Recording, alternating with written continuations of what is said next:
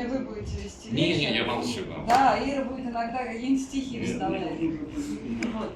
Дорогие друзья, вас приветствую в литературном салоне Андрея Коровина в Булгаковском доме. Андрей находится сейчас в творческой командировке, поэтому его сегодня не будет. И представлять сегодняшнюю гостью выпало мне. Я Нина Бунаева, ведущая Андрея по литературному салону. Собственно, мне кажется, что в этом зале, видимо, нету никого, кто бы не был знаком с нашей сегодняшней гостьей, с поэтом-переводчиком Ириной Чудновой. Ирина уже выступала и в Булгаковском доме, и не единожды была гостем на нашем Волошинском фестивале.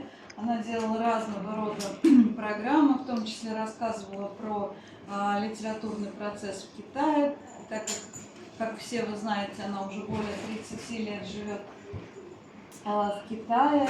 Но сегодняшний вечер озаглавлен просто как творческий вечер, поэтому я думаю, что только Ирина знает, как он будет построен. Думаю, что она будет нам в свободной форме рассказывать и представлять свои книги. И, собственно, то, что она начала делать, по сути, вечер уже начался. Тянуть было больше бессмысленно. По сути, поэтому наверное, я думаю, что, Ира, я тебе передаю слово. Да.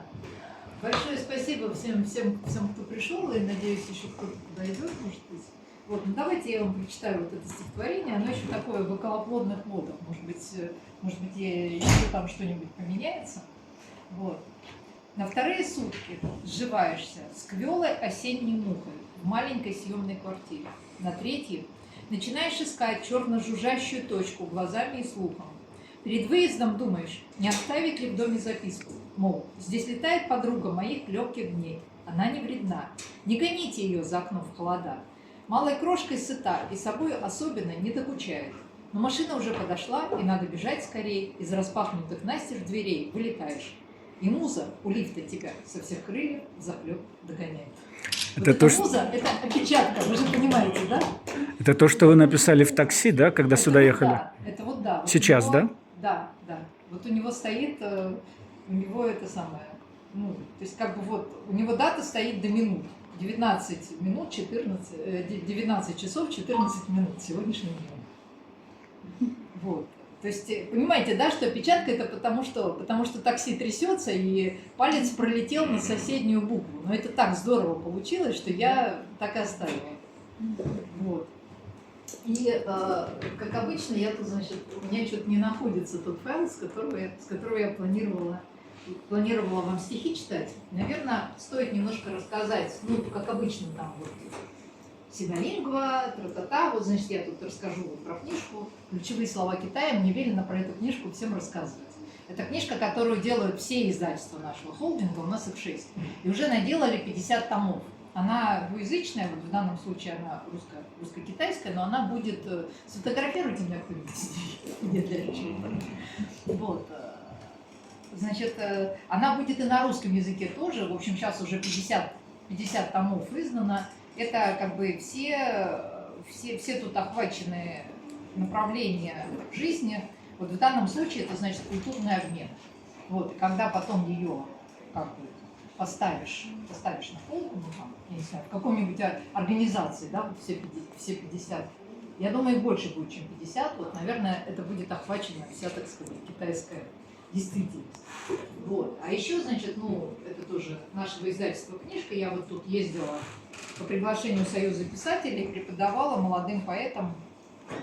2 лекции прочитала, одна лекция по переводу китайской классической поэзии, вот, а другая лекция по переводу китайской современной поэзии. То бишь ты читала китайцам лекции? Нет, зачем? Русским, русским поэтам. Я же тут уже катаюсь какое-то время в России. Вот начала с Красноярска. То есть книжка двуязычная, но обложка китайская получается. Да, Нет, стихи, ну, возьми, это двуязычная книжка, это вот как бы классика того, что издает моя синолингва, да, вот. Вот, и я все хочу сделать эти 100 стихов на русском языке, вот, перевести на русский язык, чтобы, ну, не знаю, одобрят мне это, не одобрят, может быть, эти китайские классические стихи переводить не так уж и правильно, уже многое уже было переведено. Вот. А это вот я брала для работы, я ее потом в конце пути, так сказать, ну, либо разыграю, там, я еще китаистам буду в Казани читать лекции. Вот, я ее, может быть, разыграю или кому-нибудь подарю. Вот. Короче, эта книжка современная китайская поэзия, причем тут хорошая антология собрана. То есть это те поэты, стихи тех поэтов, которые вошли в китайскую литературу в 80-е годы. То есть это как бы это вот то, что определяет это зрелые авторы, которые продолжают писать, многие из них тогда были молодыми. Вот. И я, значит, вот, попиарю свою будущую публикацию, я перевела несколько стихов одного из поэтов, и вот будет опубликовано в журнале «Квартал». Буквально вот в новом журнале. Вот, программа, как сказать, какая должна была быть исполнена. И как мне показалось, мне надо больше заниматься вот переводами современных поэтов, и, может быть, эту книжку вот прям целиком перевести на русский язык. Потому что многие, в общем, есть определенная проблема. Авторы, которые пытаются переводить по подстрочникам, они обычно как бы цепляются вот к этой лексике подстрочника, и многие просто пытаются, они не видят формы, они как бы не сильно озабочены вот формой оригинала и какими-то там, тем более там синтаксическими какими-то моментами, там, тонкими вот этими моментами, которые, как мне кажется, тоже должны быть, по крайней мере, нужно стремиться их передать в русскоязычном варианте. Вот. И многие переводят просто либо зарифмовывают, то есть просто берут и рифмуют. А зачастую китайские стихи, они, если и содержат какие-то регулярности, то это очень редко регулярность именно по рифме. То есть ее желательно сильно вот этим не злоупотреблять. Вот. Поэтому мне показалось, что, наверное, стоит вот, может быть, сделать эту антологию.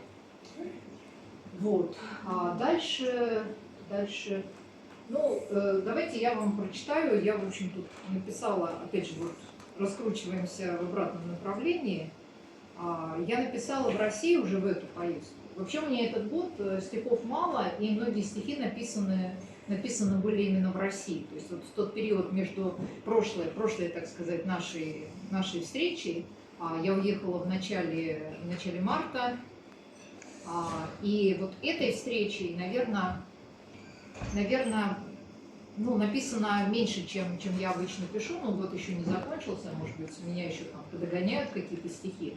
И многие стихи написаны в России, может быть, даже большее количество стихов этого года будет написано в России. Вот такой же год сложился. И вот стихотворение, которое я написала в Курске. Называется «Полгора». Оказывается, в Курске, это вот я сейчас в Москву из Курска приехала. Вот, Полгора — это у них там такой район, народное название. Как живется в квартире с 2 нулями, среди курских соловушек, в волчьей яме, не рассказывай никому. Занавески вечер сквозной колышет, и вода по трубам шуршит, как мыши, эху кухонному. Переступ каштанов, голуб кауры, слияние тускари с нервным куром, ртутный трепет озяблой воды, так по осени свет подвернет колени, дрожат сквозняки, и бегут ступени, и поют охранительные сирены, Одиссею заезженному. Вот. Охранительные сирены — это натурально там время от времени на улице включают. Вот. Но как будто бы люди уже не сильно обращают на это внимание, и в общем только школьников спускают в подвал, вот мне местные люди сказали, а все остальные продолжают жить и работать как есть. Вот. И было стихотворение, написанное буквально вот, опять же, как обычно, да, вылетаешь куда-то, и вот оно за тебя зацепляется, значит, это такое красноярское стихотворение, и тут кое-кто и был. Вот видишь, мы в последний день за столом ровно читали стихи, которые были написаны в Красноярске. Тебя уже, к сожалению, не было с нами. Зато, так сказать, Поэтому ты наверстываешь сейчас. да, я здесь, что называется, отчитываюсь. У меня такая творческий отчет. Поскольку мы же как бы зафиналиваем Волошинский, верно? Вот, но зато я была в Коктебеле. Вот это тихо говорю присутствующим. Я вот сегодня была на часок в Коктебеле. Вот, тень двусложника. Дом стоит. Там набережную раз это самое, и Вроде как водопровод делают. Главное, чтобы дом стоял. Все вот, остальное мелочь. я надеюсь, что стоит. Тень двусложника, пятипалая, сопротивляясь свету, справа налево чертит, не подлежащий переводу символ прощания. Черненое серебро невесомой ряби пересекает вечерний арочный горизонт, где свинцовая плеть Енисея смешивается с небесным свинцом под мостом и теряется из виду, слабо белея, как теряется из виду время. Оставленное за левым плечом, остановленное, неостановимое. Мы еще встретимся. Нами срифмуется окончание райской строки, несгораемый римский свиток, потому что тени в перечеркнутом ветре невыносимо легки, несомые по касательной за горизонт событий, единственно неотвратимой цели и неизбежно мимо. 15 сентября 25 года, тоже очень быстрое стихотворение, в 1:40 написано. Вот Красноярск, гостиница «Огни Енисея». Это я в аэропорт собиралась. Пока собиралась, вот написала стихотворение. Ну, наверное, вот пока что в России у меня вот только эти 3, но может быть еще догонит. Еще что-нибудь напишется. А в прошлый раз я очень много писала в поездах. То есть вот прям вот садишься в поезд, что-то тебя так закручивает. И, может быть, это вот это состояние, когда ты уже не там, еще не тут, и, собственно, делать-то особо в поезде нечего. Ты вот смотришь в окно и ловишь мысли, которые в голову залетают. Вот одно из стихотворений, мне кажется, я его в Булгаковском не читала, а может быть, даже если читала, то, может быть, я его прочитаю.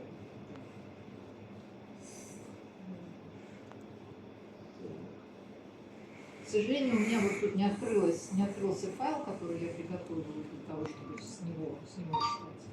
Может быть, если будет минутка, я все-таки этот файл как-то поищу. Вот, но пока читаем.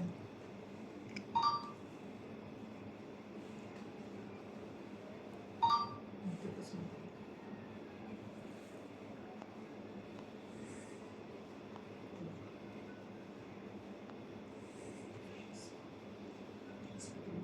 Вот видите, я тут в итоге не готова.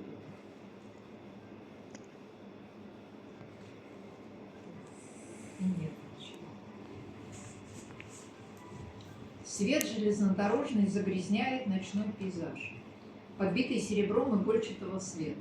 Рассвет сиреневый садится на поля, немного посидит и улетает. Чем ближе к югу, тем белее окрестности и гуще лес под слоем холодной чистоты. Февраль.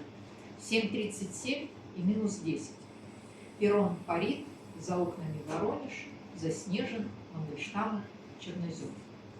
Потом весь день в небесные прогалы смотреться станет солнце, и, ленив, пейзаж индустриально-неказистый заменится неспешно городским, кирпично-частно-секторным, саманным, с названиями станиц и хуторов, с недвижной лентой Танейса дома. На полустанке гаджет словит сеть. Сперва прокисшее придет предупреждение полуденной атаки, а следом свежий СМС, отбой тревоги. Напомнится тогда ночное зарево за лисками в случайном пробуждении.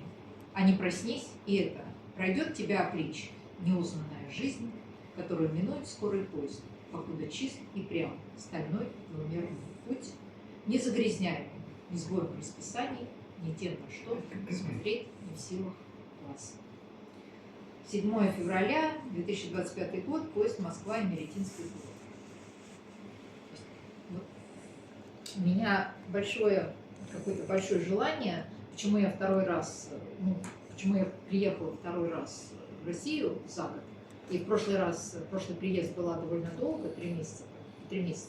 И в этот раз, в общем, месяц, вот во мне есть какое-то стремление вот захватить вот этот момент в тех каких-то приметах, которые мне, ну, жизнь, может быть, покажет. Поэтому я, наверное, и ездила по каким-то городам, где сейчас неспокойно, прямо скажем, и каким-то таким местам, потому что вот там, когда я в Китае, у меня вот оно тоже догоняет, но оно догоняет по-другому. Оно догоняет тебя через вот эту вторичную реальность, через новости, через какие-то отголоски разговоров, и очень часто разращивается внутри вот представление о времени, которое этому времени как-то не, ну, оно неправда. А я не хочу жить в неправде, я хочу к этому как-то ближе прикоснуться. Вот. Ну, давайте я тогда почитаю китайские стихи. Вот. И, кстати, у меня сложилось, вот, когда я приехала и сложила стихи, написанные, даже нет, не так. Тут нужно сказать о том, что улетала я с температурой 39,4, вот прям в день отлета. То есть вот 6 числа выпиваю, нет, 5, выпиваю, значит, жаропонижающее, как-то это все сбиваю, подхватываю чемоданы и чешу в аэропорт. И по факту оказалось, что у меня свиной грипп, а в самолете я, видимо, еще у кого-то подцепила ковид. То есть я приехала как бы больная и долго еще болела. Вот. И болела, может быть, даже не столько телом, сколько болела восприятием. Вот. И потом, когда я написала стихотворение, которое называется «Выздоровление», перерастая годовые кольца внутри себя, замыкая зимние холода на вороной ключ беглого солнца, отращиваю новую тень на северной стороне, будто дерево, чтобы спрятаться там, скоро-скоро, в неотменимый зной, укрыть собой. Все возвратное приходящее. Мне ли, замыкающие кольца в начало зимы, не знать, как течет мартовское молоко сырой жизни под корой, как, перехлестывая полноту себя, течет по коре, питая чужой огонь, удерживая свет, и свет притворяется временем, янтарем памяти черноротой раны, разрушающим камнем, ростом трав на северной стороне. Это было написано 19-20 марта 25 года уже в Пекине. Вот. А в день рождения, практически накануне дня рождения, я написала вот такое стихотворение. Немного снега в березовом лесу, и от того покажется, что лес, сама береза, растет самой собою из себя, фрактал зимы. Прообраз дня и ночи. Ночь зиждется в тенях, в штрихах на белом. День стает, прибудет день. Январь, но кончики ветвей уже в зеленом предчувствии. Так я краду тебя у будущего тайной силы сердца и никогда не перестану красть. Написано 13 января 25 года, опять же, поезд 125, Новороссийск, Москва, и дописывала в Москве на улице Троицкой. Вот. И вот по этим двум стихотворениям я вдруг вытащила вот из написанного образ березового молока. Вот. И мне кажется, что из этого образа уже вполне себе способна вырасти книга, ну, то есть какая-то там из очередных не напечатанных, да, приходите, не опубликованных, из очередных не опубликованных книг, может быть, она и опубликуется. Вот. И к этому всему привлекают еще другие стихотворения, вот тоже написанные, ну, там, и в этом году, и раньше. «Храмовая сирень. Я слышал ткацкий зуд пчелиного станка. На кроснах пенилась сирень, текло сукно, струилось между стен, и дерево цвело, скрывая под корой движение ветерка, и долгий летний зной, и недоступный мед, огонь, вода и тень небесная горька. На серый камень стен ложится талый блик, закатного тепла, неотвратимый след. Пока тобой живет пчелиный ткацкий зуд, густая кровь времен тобой горчит. Пока грядущего топор хранит тебя, хранит, не плюнет у корней, не свистнет у виска. 16 июня 2025 года, город Пекин. Вот. Надо сказать, что вот эта храмовая сирень, я специально не стала давать привязку к тому месту, вот, которого это сирень. То есть мне хочется, чтобы был такой расширительный смысл, чтобы кто-то представил себе и, может быть, храм как православный храм. На самом деле имеется в виду храм Конфуция, в котором вот среди таких сереньких пекинских наших строений, ну, классических, которые еще в императорском Китае были. Вот. Там, значит, в простенке есть несколько кустов сирени, посаженных еще там в 19 веке, еще там вот при императоре они были посажены, вот, точнее при Цыси, так сказать. Ну, она правила там за спиной своих там сына, внука, племянника и так далее и тому подобное. Вот. И, значит, и они такие чахленькие, но пахнут невероятно. Вот. И потом, когда я написала это стихотворение, я решила, думаю, а чего наша сирень, где бы она в Пекине не росла, почему она такая вот, какие-то цветочки очень такие, там, вот веточки эти, боже мой, там. Ее и не видно, как правило, этого куста, слышен только запах. И запах всегда очень сильный.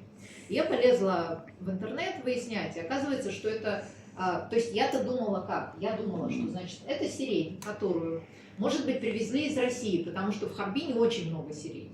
Может быть, вот в Харбин привезли русские с собой сирень, вот, и она как бы немножко выродилась, потому что ей не климат, ну и чуточку распространилась по Китаю. Оказалось, что все не так, что есть дальневосточный какой-то вид сирени отдельный, который называется ни много ни мало амурский трескун. То есть, и вот этот вот, но это я узнала уже после того, как я написала это стихотворение. То есть вот откуда вот этот трескун взялся, мне непонятно. И что сиреневый мед на самом деле невозможен, но не бывает сиреневого меда, потому что пчела, ее очень привлекает сирень, но она не может хоботок засунуть вот туда, в эту чашечку цветка, чтобы значит, вот этот нектар собрать. И мне показалось, что я вот в этом стихотворении вот захватила вот этот невозможный мед, да, я же не знала, что сиреневого меда не бывает. Вот. Поэтому я проверяю такие вещи, вот там понапишешь что-нибудь в стихах, а потом себя начинаешь раскручивать. Вот. И, в общем, мне оно показалось каким-то очень, ну тоже очень, что ли, вот этот грядущий топор, там на самом деле зашито, ну я люблю это все, зашита символика вот этих китайских 5 элементов, там огонь, вода, земля, что еще? Воздух. Дерево, железо. Нет, воздух не воздух. Металл и дерево. Вот их 5. Вот их 5 этих элементов. Я очень люблю, вокруг них там у меня очень много стихов. Я уже даже себя останавливаю. Все, хватит, горшочек не вари. Кстати, сейчас прочитаю стихотворение, которым я хотела, ну, как бы у себя вот, не сейчас, чуть позже прочитаю. У себя хотела приостановить этот поток, оно такое очень ироничное получилось. Вот. И к этому, вот, видимо, туда же пойдет стихотворение, написанное еще в 18 году. «Занос урочный, совершив дотла, ни счастья, ни креста не вымогая, во рту моем звенит пчела небесная, до боли золотая». Вот. 27 ноября 2018 год, город Пекин.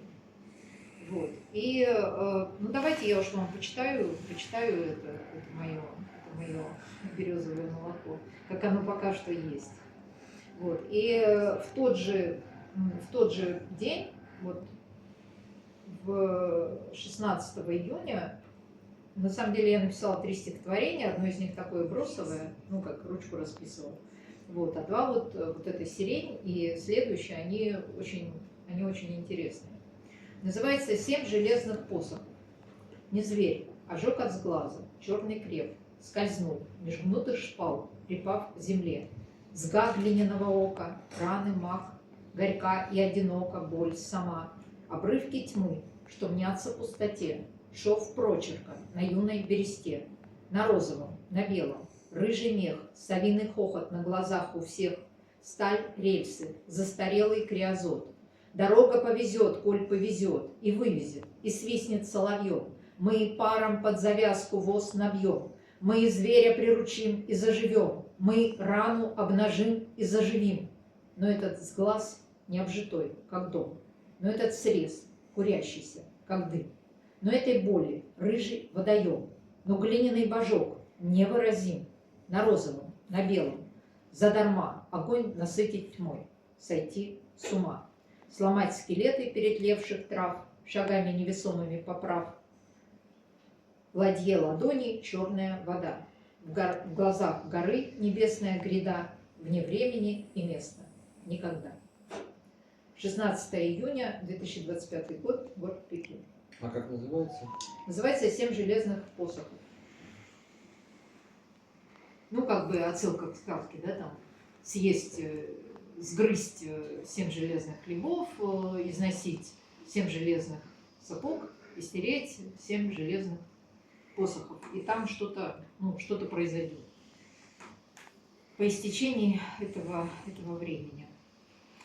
Вот. От света в стороне, а я лежу в сырой, где надо мной ветров гобой, и клонится отава, где беззаботный прыгает кузнечик, везде в своем дому, где рыжая собака проходит вброд по тропке росяной, а я лежу в сырой, где надо мной цветет осот, и гусеница точит его горчащий хрусткий лист, где рысь, а ясень правит коготь, оса бумажный строит городок, репейница полетом тронет мак, а я лежу сырой, и надо мной проходит смерть, которой нет начала, и я смеюсь.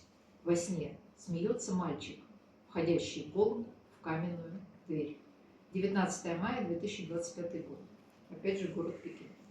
Вот. И, как мне кажется, вот этот мальчик, который мне на самом деле, ну, не так, чтобы я писала о детях, это обычно не мое, мне кажется, что этот мальчик, он это вот тот мальчик, который у Тарковского, помните, река Сугаклея уходит в Камыш. Вот. Там, по-моему, что-то... Мальчик стоит, у него в руках его, по-моему, удочка и стрекоза. А где же, ну, короче говоря, ну, я думаю, что вы помните это стихотворение, я его, к сожалению, вот на память не помню. Помню, что оно заканчивается, а где стрекоза улетела, а где мальчик ушел, где река утекла. Вот. И вот у меня вот этот мальчик, это, видимо, Тарковский мальчик. Вот. И вот несколько стихотворений более ранних лет, которые, как мне кажется, вот они туда вот в это березовое молоко просятся. И, может быть, это будет вот моя такая книга, которая не собрана, а именно, ну, еще одна. У меня есть книга, тоже неизданная, называется, рабочее название «24 сезона», потом переназовем как-нибудь получше. Она написана как бы по структуре китайских сезонов.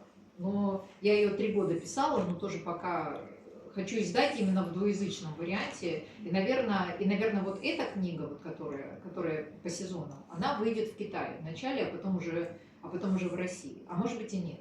Этого я не знаю, потому как Бессмертник до сих пор, как мы понимаем, Бессмертник до сих пор еще своего издателя не нашел. Вот, ну ладно. Ощущение промаха, молока, недолета в цель. Оперение мертвой стрелы дрожит, вибрирует тетива.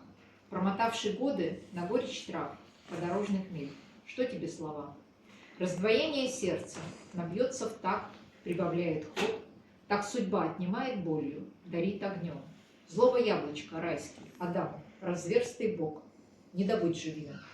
Но покуда ветер попутен в пару с тугой, а слова пробужденное сердце жалит легко, поднебесный промах, щита, ненасытное молоко, навсегда с тобой. 19 июля 2022 года, город Пекин.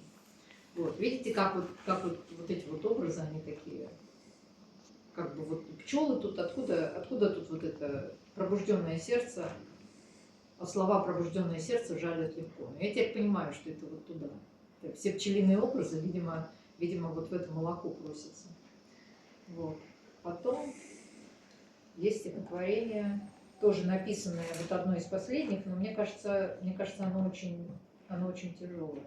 Называется «Не будущий Альцгеймер».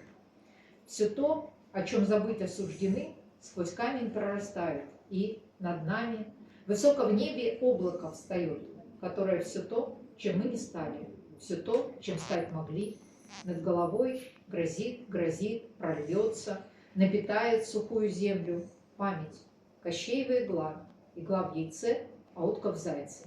Мы рождены, чтоб сказку сделать болью. Здесь колет, и вот тут, не начинай, ну право, хватит, дорогая, хватит. Каких к чертям врачей, пойми, так больно, так горько, что я, кажется, забыл.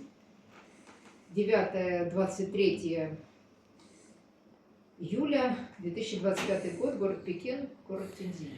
Город Пекин. То есть оно вот так, Пекин, Тяньзинь, Пекин. А в Тяньзинь я ездила там по работе надо было ехать на мероприятие ШОС, и вот как раз на этом мероприятии несколько строк я в это стихотворение вложила. То есть моя задача была просто, что-то такое техническое делать, и как бы в таком немножко, знаете, медитативном состоянии тебе порой приходит такое, они тобой, стихи, видимо, живут поэтом, а не поэт стихами. И вот одно из последних августовское стихотворение, мне оно кажется вот уже как бы в преддверии вот этой поездки написано. Потому что не ждут, это тоже ждут. Закрывают глаза на частицу «не» и «не», проворачивают в заржавленной скважине давишний ключ, отворачиваются к стене. Меленьким рубчиком штопают до и во время, до и во время шьют, когда подживут рваные резаные края, берегут, как зеницу, глазницу боли, хоронят под спут от себя. Так и так отбивается сердце на счет до 2. Эта память теряет голову и коня. При дороге стоячую воду покрыл тополиный пух. Кинешь спичку и жадно глядишь в очистительный фронт огня. 20 августа 2025 год. Вот. Наверное, какие-то очень важные стихи вот я прочитала. Но, конечно, не все, что было мной написано. Вот. И хотя вот у этого ощущения промаха молока не цель, там у него есть еще парное стихотворение. Сейчас. Если я его найду, оно немножко...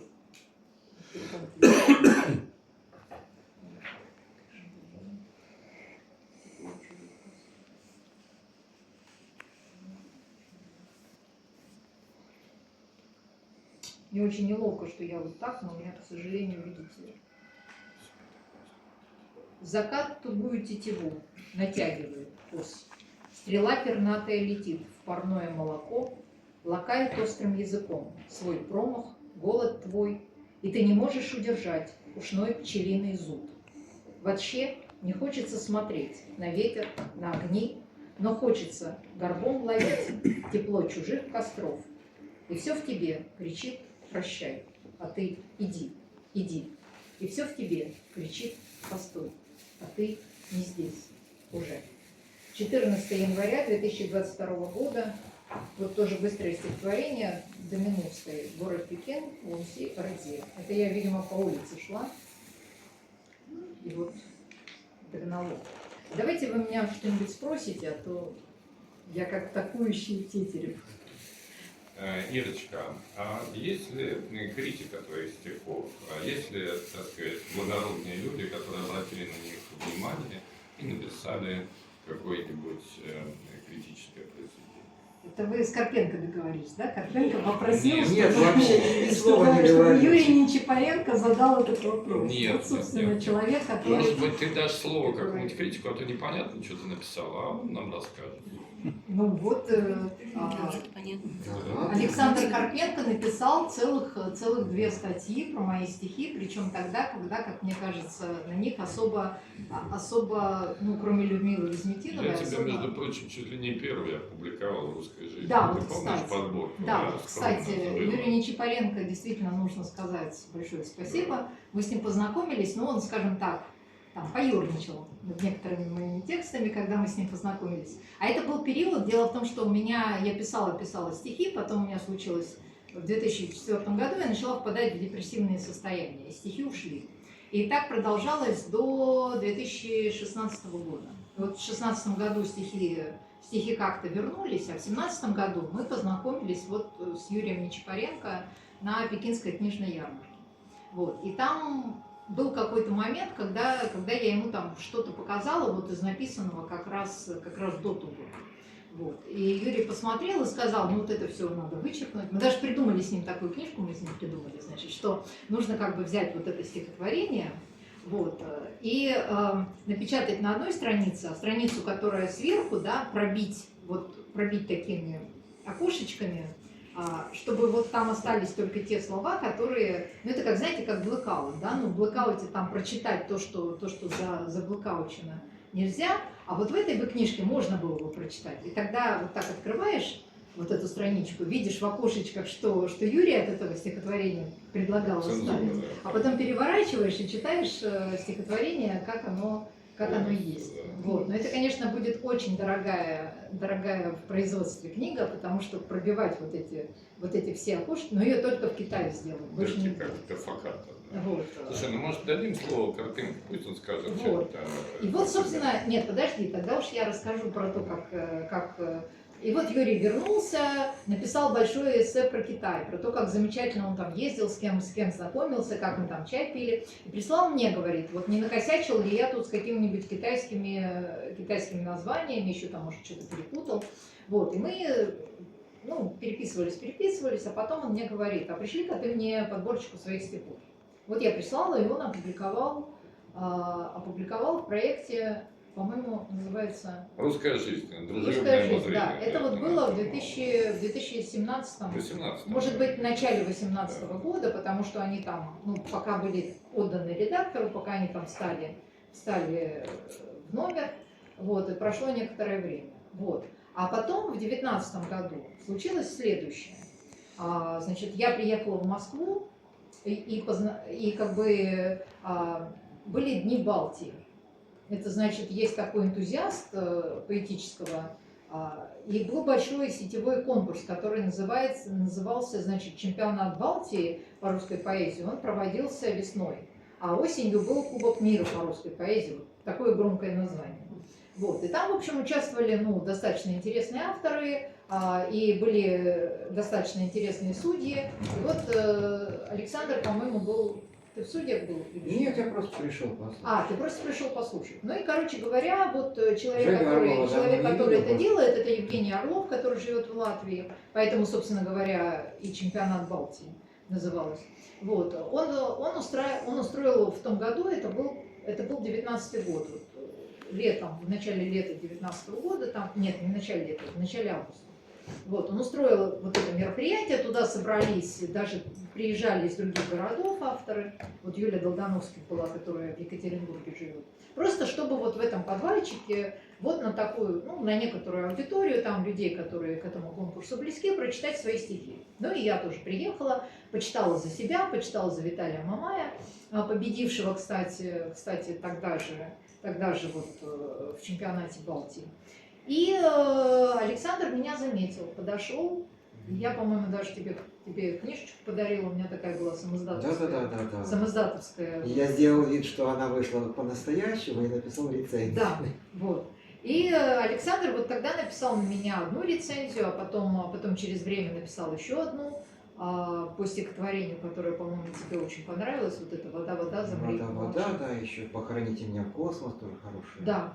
Ну, это были вот стихи того периода. И так получилось, что он меня стал звать не на мероприятия, которые околосетевые, То есть там стихирские, еще там какие-то. Я, собственно говоря, других-то мероприятий особо и не знала. Для меня, ну, как бы вот это вот стихирское сообщество, да, и, ну, как бы сетевое сообщество, оно живет немножко своим.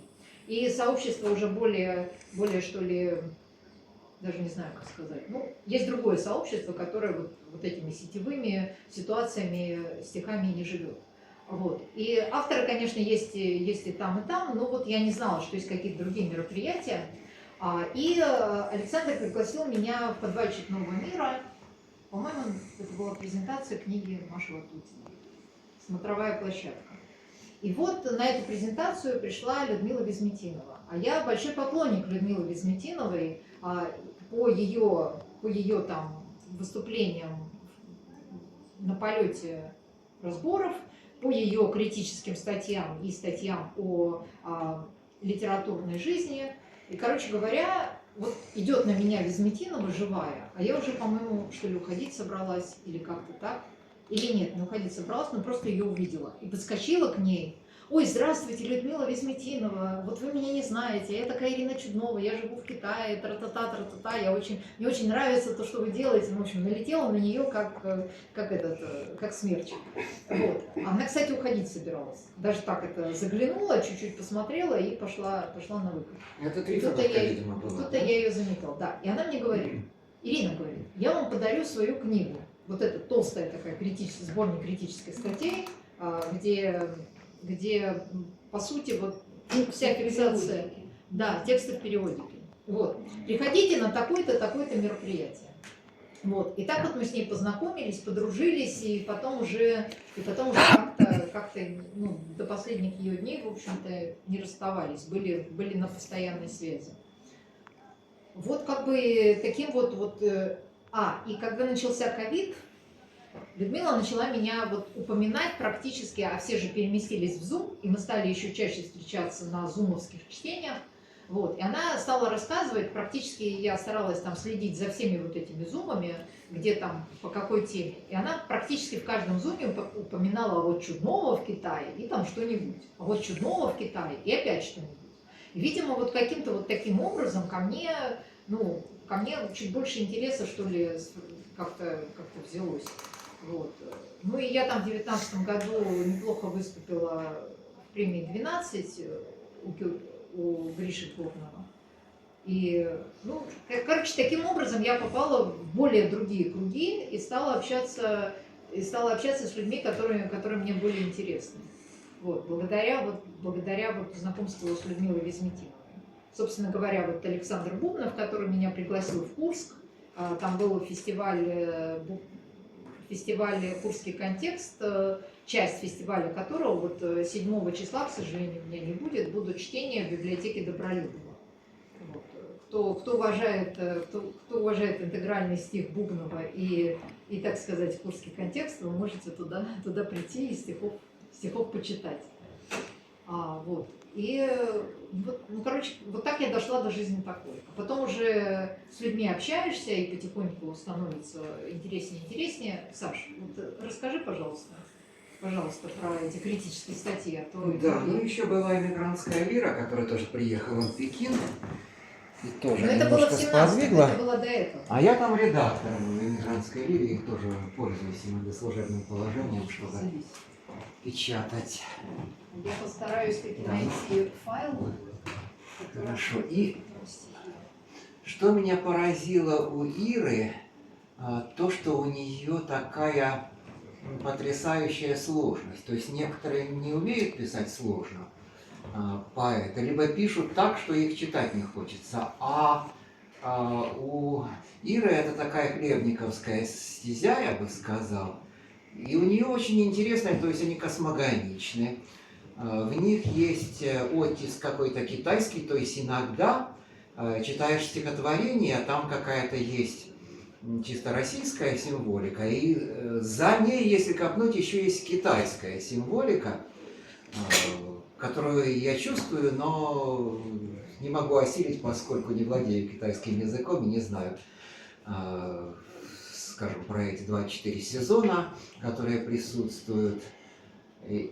И вот эта вот сложность, которая присутствует в стихах Ирины, подкупает. И, как сказал критик Владимир Козлов, который издает журнал «Правосудие», в современности существует запрос именно на сложность.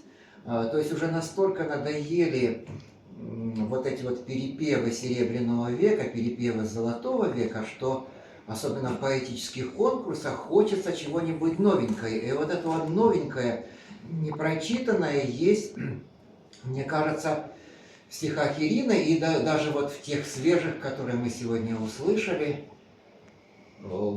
Ирина очень хорошо владеет русским языком, и вот это вот владение языком, оно первично. Я даже 2 раза попадал на такие странные ситуации, когда я был уверен, что Ира ошиблась. Но потом какое-то шестое чувство мне подсказывало: загляни, Саша, в словарь, загляни, проверь. Я заглядывал в словарь, убеждался, что не прав я.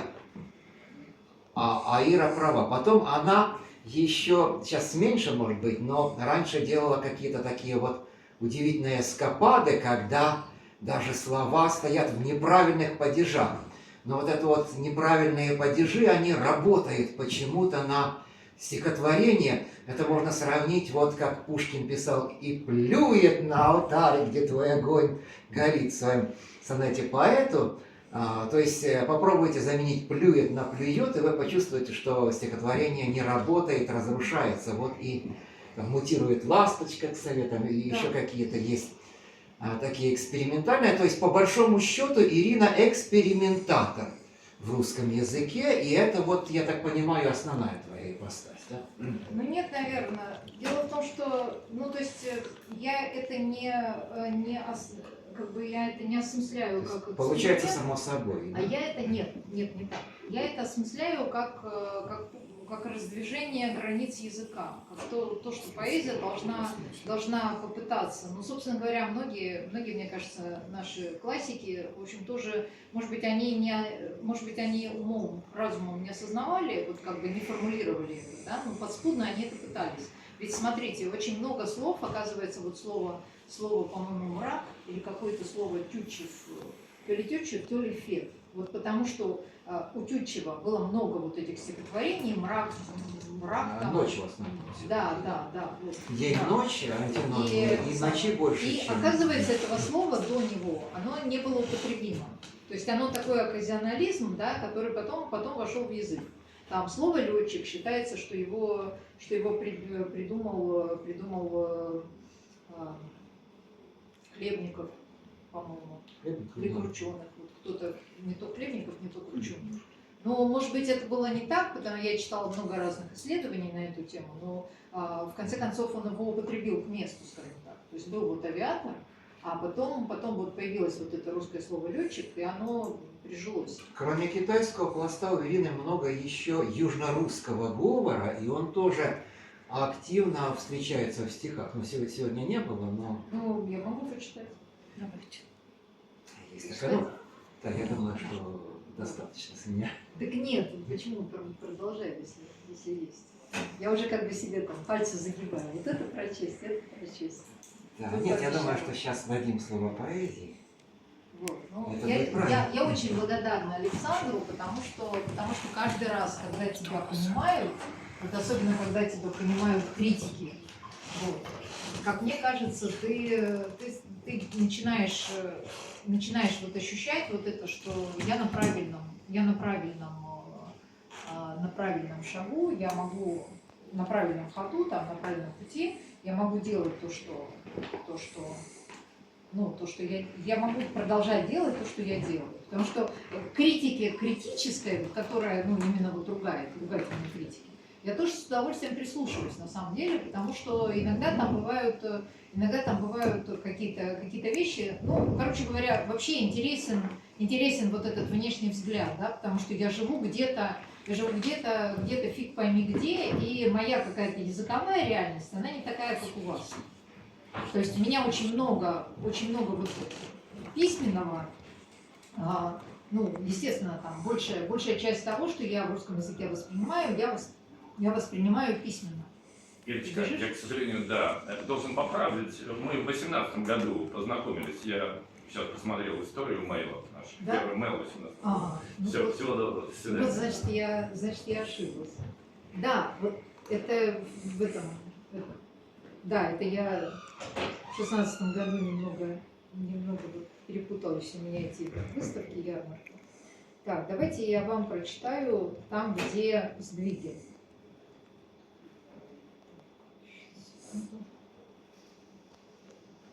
Ой, а знаете, с чего этот год у меня начался? Этот год начался, вот какое стихотворение самое первое в году было.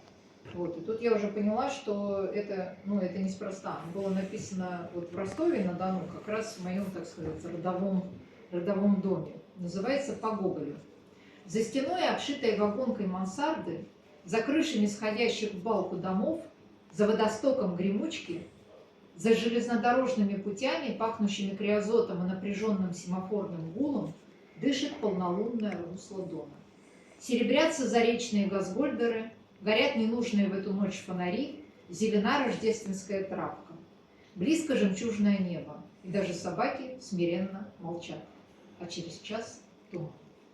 Вот, это 12 января 2025 год, вот, город Ростов-на-Дону, Гниловская. Вот. А стихотворение, про которое... И знаете, я его написала, как обычно, что напишешь, а потом смотришь, черт возьми, это же «Тиха украинская ночь», и вот это вот все. Пришлось назвать, пришлось признать этот факт и назвать по Гоголю.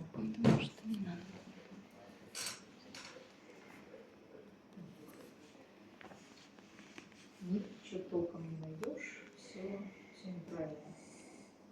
Все у нас сегодня неверно. Вот давайте я вам прочитаю стихотворение, которое, как мне кажется, я его нигде не публиковала. Хотя нет, оно у меня участвовало, ты его знаешь. «Русское поле» называется. Когда сойдет радиоактивный снег, поднимется озимый человек своей весны, не угадав спросонок, и смерть его узнает и простит, мгновение подержав в сырой горсти.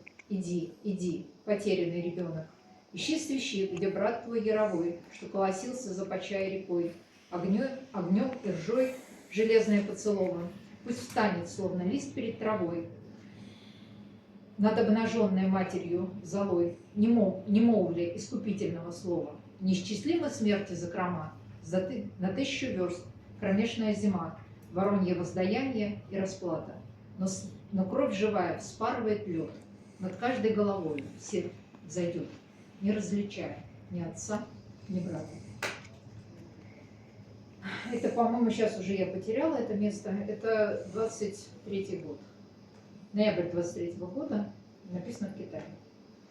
Вот стихотворение, где местные говоры, но оно очень связано, то есть ростовские казачьи говоры, оно очень связано с тамошним местом, поэтому оно такое, какое есть. Называется «На степу». Первородная память нагая, конь, лишенный супони и уст, вышел в лунную полночь, шагает, под копытами влажный и хруст медоносного конского щавля, в травяном сенокосном огне. Мне 5 лет, я плыву и качаюсь в колыбели началой спине. Зреет облако белое, выше, дышит ветром, потеет рекой. Мне не страшно, я степь, и колышет мое тело вселенский покой, безучастно, бессмысленно, кротко. В светлом мареве лунных кругов смоляная колеблется лодка без берегов. 26 января 2024 год, вот к нему 2 примечания. Щавля, не щавеля, это вот именно там так говорят. И на степу, не в степи, тоже там так говорят. Вот. Ну и раз уж я это прочитала, надо бы прочесть «Память отца», которая тоже, в общем, ростовские люди, которые тамошние, они говорят, нам все понятно, нам никаких примечаний не надо, вот, мы все поняли. А остальным, видимо, надо объяснять. Стихотворение называется «Государь. Памяти отца». А тебе ничего, только даль холодна. Так бывает весна голодна, так бессильно бывает хромая рука отогнать от реки облака. Так в дырявой старюке гулит сизый сон, костяной разливается дом, Красноперая рыба низовку поет, дождь февральский идет. Слег камыш, а ледяные крошатся бока, вспять восходит от устья река. Это ветер за джулкой гудит низовой, это пепел летит снеговый, это кайка, увязшая в черном илу, притащила студеную мглу, и вода прибывает на память сама и без стука заходит в дома. Государевы люди в обладках теней бестелесных седлают коней, высекая нагайкой степные огни, загоняют скаженные дни. По бескрайнему ветру скачи за узяк, забывая дорогу, заметая дорогу назад, где морская вода размыкает уста, где тобой тяжела пустота. 15-20 июля 2023 год, город Пекин. Вот, ну, понятно, непонятно, надо слова объяснить. Старюка – это сеть, то есть это когда-то сшивали сети, и когда рыба попадалась, то есть там как бы твоя сеть, моя сеть, вот, и как бы вытаскивает, и вот какая рыба попадалась там на, ну, кто принес пай вот этой сети больше, тому и улов больше. То есть это такой казачий пай, вот сшивался из старых, из других сетей. Низовка – это западный ветер с Таганрогского залива, который нагоняет воду вот обратно в дом. А вот этот Государев, это значит, там такой остров, на котором, собственно говоря, находится хутор. Очень такой старинный казачий хутор с очень богатой историей. Вот, собственно, оттуда происходит мой отец, ну и предки моей матери тоже. То есть они просто раньше уехали. И вот этот остров, он как бы вдается в Таганрогский залив, и он там частично, с одной стороны, омывается морем, получается, а с другой стороны, там, ну, там Дон, вот эти вот протоки, устье как бы Дона, не устье, а дельта Дона, которая вот расходится вокруг. И это очень низкое место. Это место, которое простреливается со стороны, вот там, собственно говоря, часть наших родственников, она жила в другом хуторе, который вот через протоку, через старое русло Дона, так называемое. Вот. И так получилось, что там вот в Когольнике тамошние, они были красные, а тутошние, вот эти государевские, они были белые, за белых. И красные, они фактически там очень близкие родственные связи, и, конечно, они, ну, там все всех знают, все там где-то служили в одних казачьих полках. Вот. И вот с Когольника обстреливали Государев, а Государев отстреливался. То есть там на самом деле, там вот эти ядра летали, я представляю, как они прям вот залетали. То есть там спрятаться абсолютно негде, это абсолютно плоское место. И вот когда дом чуть-чуть поднимается, или наоборот, ну, загоняет вот эта вот вода, загоняется с залива, вода поднимается, она прям заливает его целиком. То есть она в домах стоит, вот натурально, без стука заходит в дома. То есть я тут ничего не придумала, и вот этот дождь февральский, это тоже очень такое ростовское явление, там бывают крайне теплые зимы. Там вот в этом году, недаром же я написала, что там рождественский, что у меня там, одуванчик был. Зеленая трава. Да, зеленая трава. Это действительно натурально на Рождество там было плюс, по-моему, плюс 12, и очень даже травка зеленела. Вот. Джулка, вообще правильно джулька. Это тоже остров, на котором никто не живет. Там только дикие табуны одичалых лошадей, вот мустанги ходят. Вот. Но в моем детстве я вот от всех старших слышала именно джулка. Дед никогда не смягчал это место. Кайка – это весельная лодка, такая, знаете, черная, просмоленная плоскодонная лодка, вот на которой, собственно говоря, там в тамошних местах плавают. Узяк – это еще один хутор, но Узяк имеет сообщение с материком. То есть туда можно доехать, а вот на Государев можно только приплыть на лодке. По-другому никак. Вот. Ну и, собственно говоря, сам Государев – это после революции Донской хутор, названный по имени Государевой Тоне, где ловили рыбу аж еще для Петра Первого. Вот. В то время, когда вот он в Азове как раз был. Ну это вот тамошние места, в общем. Наверное, я слишком много объясняю. Хорошо. Интересно? Да, интересно. Хорошо. Вот. Ну, то есть вот такие стихи. Так, потом я обещала вам прочитать стихотворение, которое про эти самые элементы. Называется «Краткий курс вселенского нытья».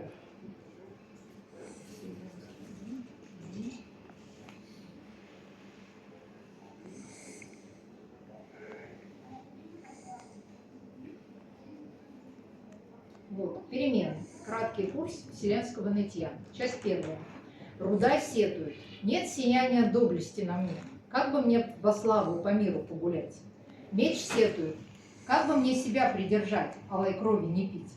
Ржавчина сетует. Навеки утрачено имя мое. Смыла славу мою проливная вода.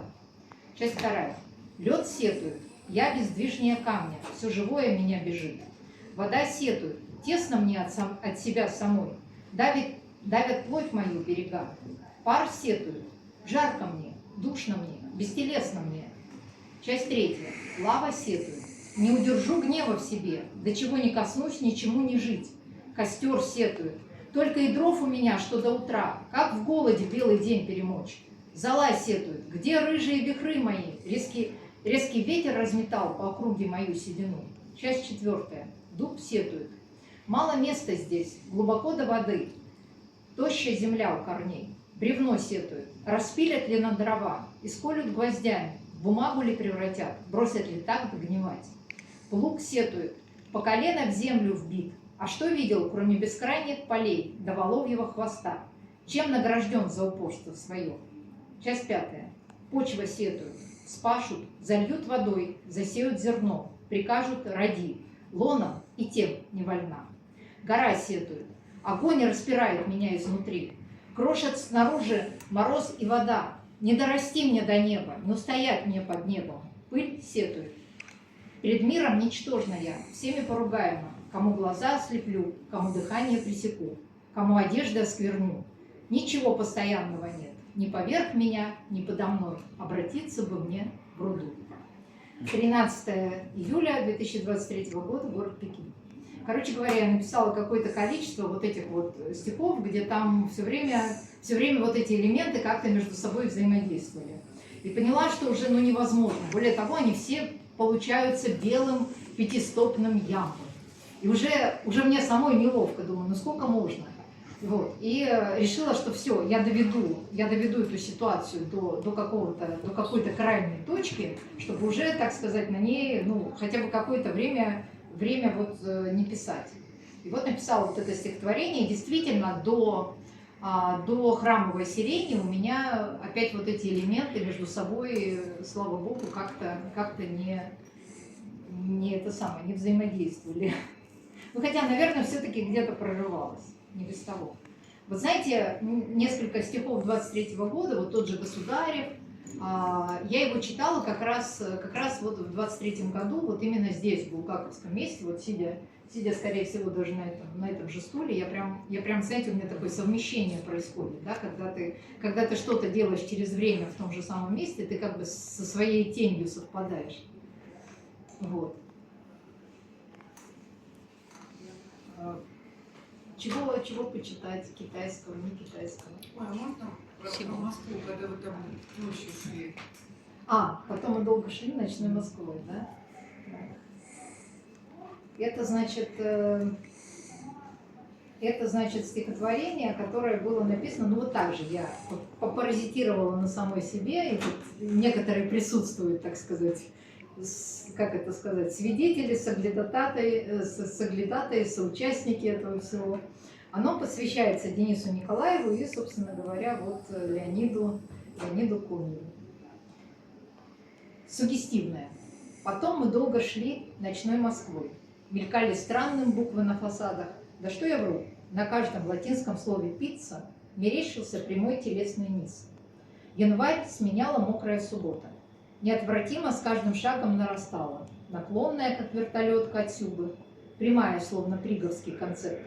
Нам было на троих почти 130, но сила не помножена на возраст, и потому на каждый шаг ложилось 3 удара, истертым каблуком, твоим, его, моим. Слова, лишенные прямого содержания, несли простую мысль: я жив и здесь. От шума шин закладывало уши. Сквозь полуголые проспекты проглядывал средневековый город в названиях переулков и застав, в обличьях спящих храмов. Москва сходила под ноги, но не давалась без усилия ноги. Затем сама собой сложилась линия маршрута по линиям судьбы, и мы дошли. За шагом шаг, теряя соразмерность. Стихи питаются пространством белых звуков, а время у поэзии в долгу. 1 февраля 2025 года, Москва, Токмаковский. А прочитала я его ровно вот 1 числа. Мы как бы в ночь на 1 мы вот это шастали по ночной Москве, потому что метро не работало пешком. Пешком шли, возвращались, кстати, с заседания Московского союза литераторов, которое было вот ровно 31 числа. Вот это я находила стихотворение в прямом смысле этого слова. Вот. А 1 у меня был вечер в магазине «Во весь голос», который у меня будет завтра. Поэтому приходите. Вот смотрите, как красиво замыкаются круги. И, собственно, оно тогда было вот в этих околоплодных водах, как сегодняшняя муха-муза. И поэтому я вечер начала с этого стихотворения. То есть я это делаю уже 2-й раз. Вот. Потом было написано «Свет железнодорожный загрязняет», который я читала. Вот. Лёнь, а расскажи, пожалуйста, про... Свет? Да. Ага. Это вот Леонид Кумьев, один из тех, кому посвящено стихотворение, только что прочитанное. Большое спасибо, Ирина Викторовна. Я просто маленький комментарий дам. Так вот, Ирина Викторовна все красиво рассказала. Да, вот был очень такой замечательный вечер.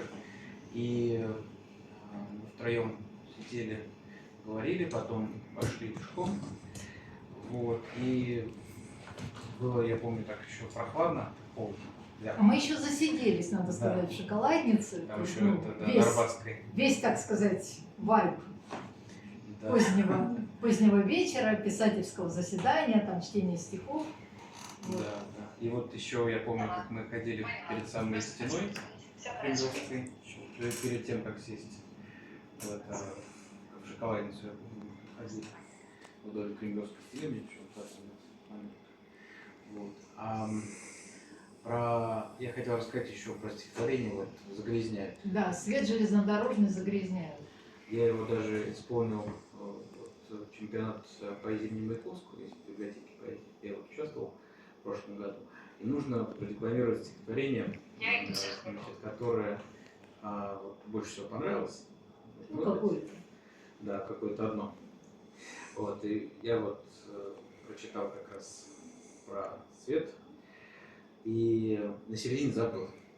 А там, если вот Ирина Викторовна сейчас его прочтет, то там жюри потом проставляет оценки.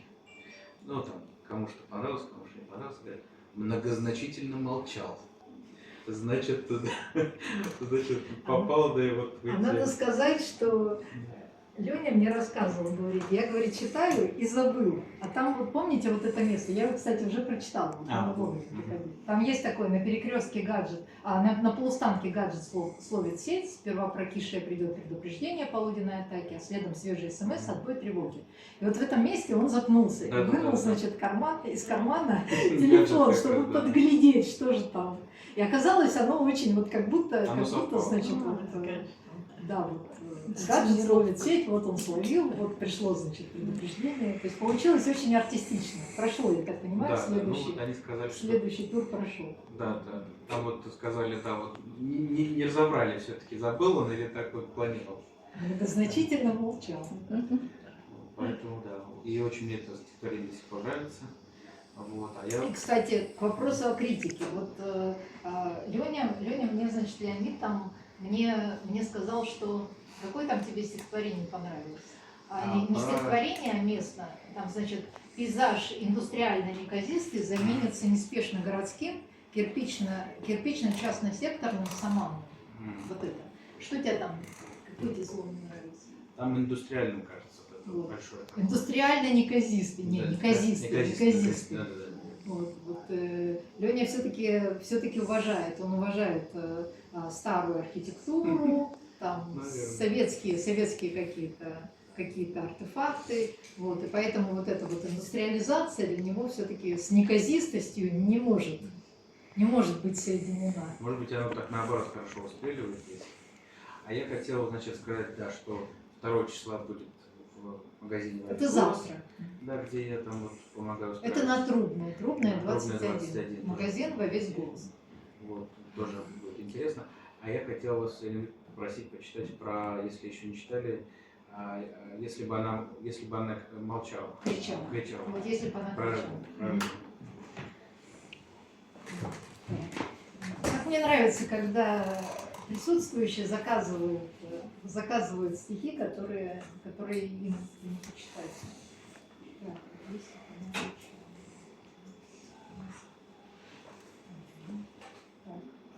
Вот если бы она кричала, а не раздевала истошно сивый измоленный рот, без единого алого звука, чья бы рука повернулась лишить это гибкое тело серебряных амальгам перламутровой чешуи, в каждом щите которой отражается эхо волн, отражается сломанный, скомканный воздух кухонных стен. Вот если бы она кричала, пусть даже не своим, а дремучим совиным, голосом хвойных сумерек, кто бы не почувствовал женской природы, ее амарантовой крови, кто бы тот час не отдернул руки в патине сверкающей беззащитности, содранной с ее тела, голодной руки, с острым, словно стилеты прибрежной осоки, жалом ножа.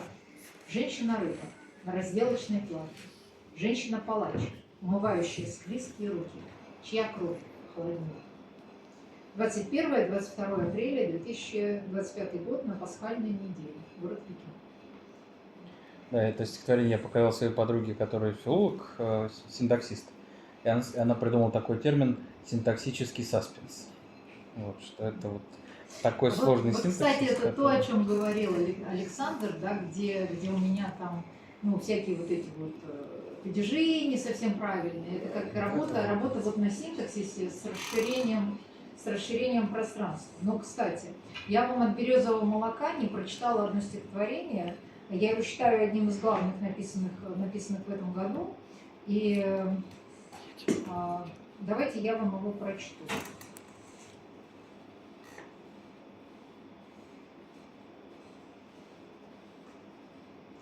Называется это такое четырехчастное стихотворение. Я вообще как-то вот у меня самое первое стихотворение, когда стихи вернулись после 12-летнего молчания, оно у меня было двухчастным. Я до этого никогда даже не думала писать вот какие-то многочастные стихи.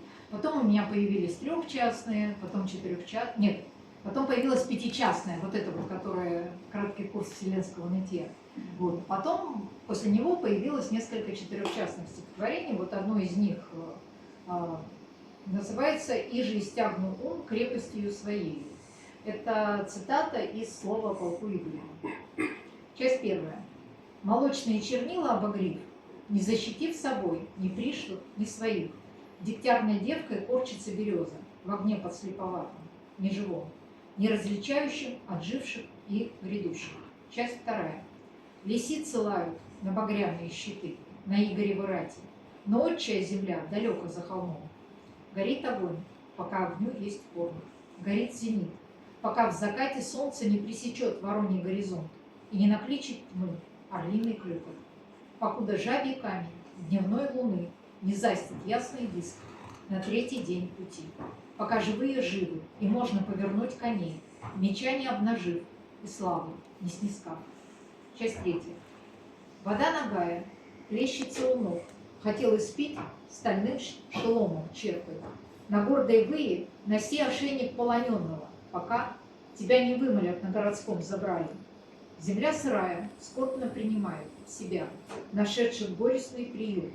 На все 4 стороны поют ветра, далеким, родимым весям весть по тем, кто навсегда прибудет здесь. Часть четвертая. Баян вещий, но времена иные, и слова текут молочными чернилами березы, кромешной песней по коре дегтярной, водой и ветром, межевым огнем. Земля багряной кровохлебкой лечит рану от человеческого глаза в стороне. 4 июня 2025 год, город Пекин. Вот, тяжелый тяжелое стихотворение, конечно, тут ничего не скажешь. Вот. И, наверное, я прочитаю «Долг», которое гораздо раньше написано. И там тоже...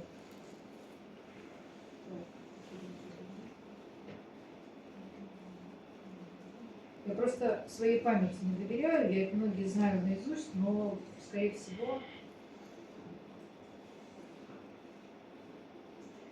всего, где-нибудь запнусь, согнусь, и это будет нехорошо. Поэтому вот так.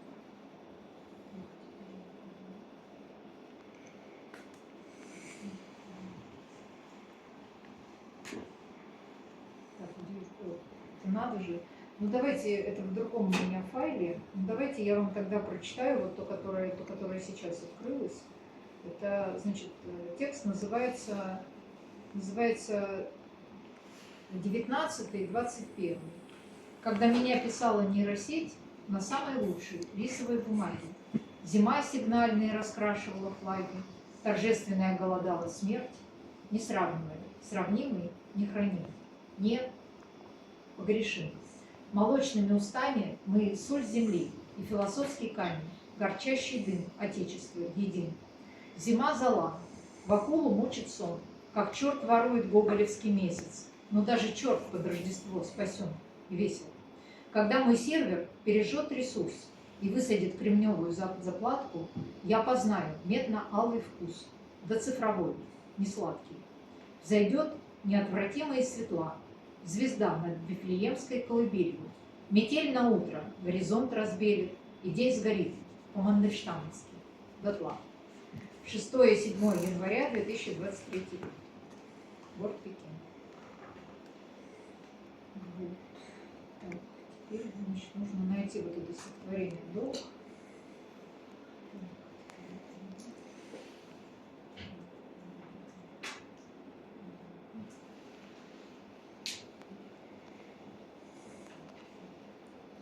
Но такое чувство, что не хочет быть прочитанным. Тоже из 2 частей стихотворения. Часть 1. Стихотворение называется «Долг». Часть 1. Теперь я побегу, а ты лови на мушку. Последний шаг которым окажется мое живое сердце в соитии с пулей, пчелкой трудовой.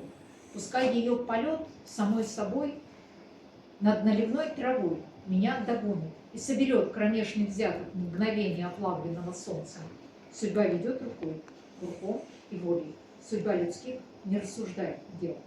Сказал и побежал, а тот другой стрелял, и пуля вылетела, дура. Но дело крепко знавшее свои. И вот один лежит, стоит другой, ствол остывает, свистит ковыль, и никому не страшно. Часть 2. Есть сила притяжения, которой из завязи нальется плод тугой и упадет в траву. Есть сила страха в просвете между прошлым и грядущим, которая стремится удержать мгновение, еще одно, вот это прекрасное, как алый плод в падении над наливной травой, но яблоко в твоей груди стучится, и в яблоко летит твоя пчела. 7 сентября 2022 год, город Пекин. Извините, пожалуйста, спасибо. —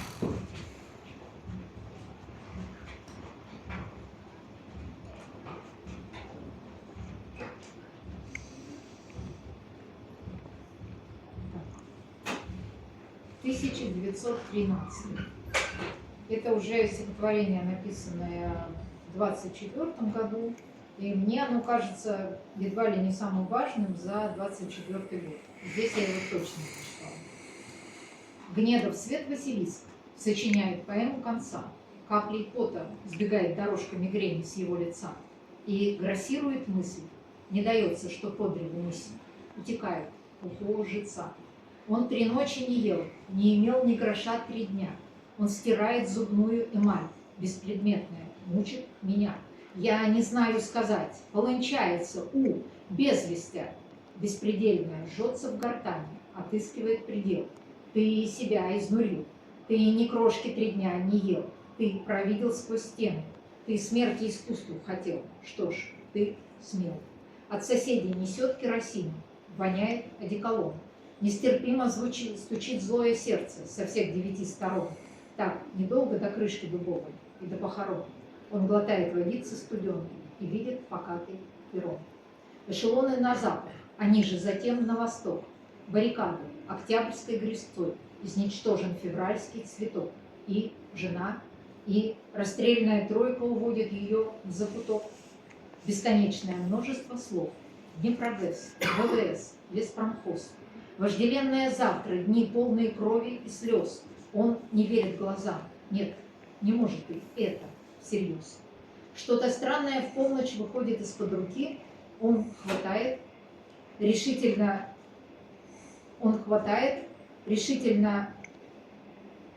мнет нервным жестом в огонь исчерканные черновики. Он со лба оттирает дорожку. На взмах руки наконец-то выводит 2 слова. Поэма конца. И 15. Перо не дрожит, останавливается у обрыва. На вольном Донском берегу смерть искусству готова. И другу теперь, и врагу дело сделано. Спит футурист, как шахтер, что покинул забой. Век 20-й, стегой молчания стоит над бедовой его головой. 21 июля 2024 года в стихотворении город Пекин, в стихотворении использованы некоторые части книги Василийского Гнедова «Смерть искусства». Это вот название вот этой поэмы конца, где и 15, это в скобочках у меня было. И вот это получается у безвестя. Это тоже цитата из поэмы, ну, как бы из этой книги «Смерть искусства». Вот. Что-то я... Это стихотворение, которое меня совершенно... То есть я к нему подступалась очень долго. То есть меня вот эта фигура Василийского Гнедова, она меня почему-то очень зацепила. Более того, у него юность прошла как раз вот в городе Каменск-Шахтинский. Он как раз работал, это в Оренбургской области, а я в городе Шахта закончила школу. То есть ему вот эта шахтерская тема, он работал шахтером, и потом уже там пришел в Москву, увлекся футуризмом и начал делать то, что он делал. И вот сама его какая-то судьба, не знаю, почему-то есть какие-то вещи, которые параллелятся. То есть ты как бы какая-то фигура из прошлого тебя цепляет, и некоторое время она как бы вокруг тебя кружит, как вот муха, с которой я сегодня начала. А потом ты понимаешь, что, ну, видимо, это неспроста, и ты начинаешь работать в этом направлении, потому что я бы это стихотворение не написала, если бы я много про Василийского Гнедова не прочитала. Вот. А написалось оно довольно быстро, как бы одним куском. Вот. И мне прям, знаете, у меня было ощущение, что это вот спид-футурист, что как шахтер, что покинул забой, что как будто бы я вот из этого забоя этим стихотворением наружу вышла. Вот. А дальше у меня стоит стихотворение, написанное в 20-24 годах. То есть оно как бы началось в ковидное время, вот, а потом дописалось уже сильно после этого всего. Стихотворение называется «Шанхай», бывшая авеню Жофр в памяти первой русской миграции. Еще ты движешься, но тень твоя светла, и размыкает очертания дождевые. В тумане дальние слышнее голоса, на Хуайхайлу платаны вековые, контрольно-следовая полоса, двурядных крон постриженные выи. Мы ничего не знаем о себе, пока не поглядим в глаза чужие, но и потом себя не узнаем. Пока судьбой сливаемся, срастаемся с дождем, наедине, в разъятой стороне, у времени, на приводном ремне. Еще я движусь, но зарытая вовне, в земле в сыром разбеленном рассвете, срывают перетянутые петли, и время притворяется во мне, раскачивая такелаж огней, давлея невесомости столетий. 7 февраля 20-го, 13 мая 24 года. Вот Хуайхайлу – это улица, ну, у нее современное название Хуэтлару, а в те времена она называлась Авеню Жофр. Вот, и там платаны, которые, ну, то есть много фотографий, это как бы улица была, вокруг которой селились, там была французская концессия, и там селились русские мигранты. И, собственно говоря, вот это стихотворение, оно как бы в памяти первой русской миграции, да, но оно прицеплено у меня, в моем восприятии, оно прицеплено к фигуре Перелешина. Это замечательный поэт. Он прекрасно знал китайский язык, у него в его русских стихах очень много, вот, знаете, там бывает вот в Пекине, а он жил в Пекине, жил в Шанхае, жил, потом, В Южной Америке где-то. потом в Бразилии, собственно говоря, вот фигура Перелешина занимается многим здесь известный Астьер Базилио, вот, и даже он у меня, в общем, может быть, мы когда-нибудь с ним какую-то общую статью напишем. Он был человек удивительный, он прекрасно знал китайский, прекрасно чувствовал вот органику китайского языка. И как поэт мне его фигура очень близка, потому что бывает, вот идешь по Пекину, и вдруг соображаешь, что вот у Перелешина есть стихотворение, и я знаю, что он жил где-то поблизости. Но вот это написано, ну точно, совершенно точно, вот про это место. То есть оно, понятное дело, сейчас уже не такое, как было там 100 с гаком лет назад, да? Но там вот есть, вот как вот эти кроны сходятся, и у него в стихотворении. И потом понимаешь, что приходишь домой, смотришь его биографию и понимаешь, что он действительно жил на соседней улице. Что вот оно правда вот очень... И поэтому я маниакально датирую свои стихи и ставлю под ними место, где стихотворение было написано. Потому что мне кажется, что вот этот гений места и времени, он как-то в этом тексте ну, себя воплощает. Вот. Может быть, вы чего-нибудь попросите?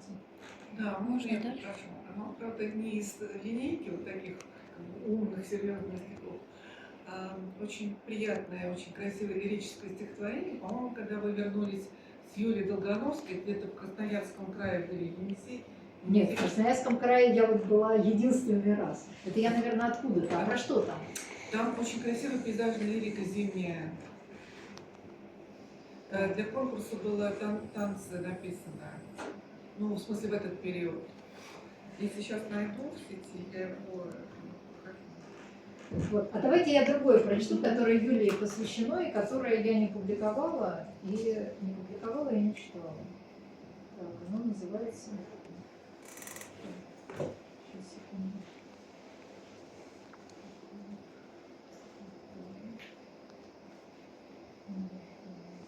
Называется «Эхо Невского льда».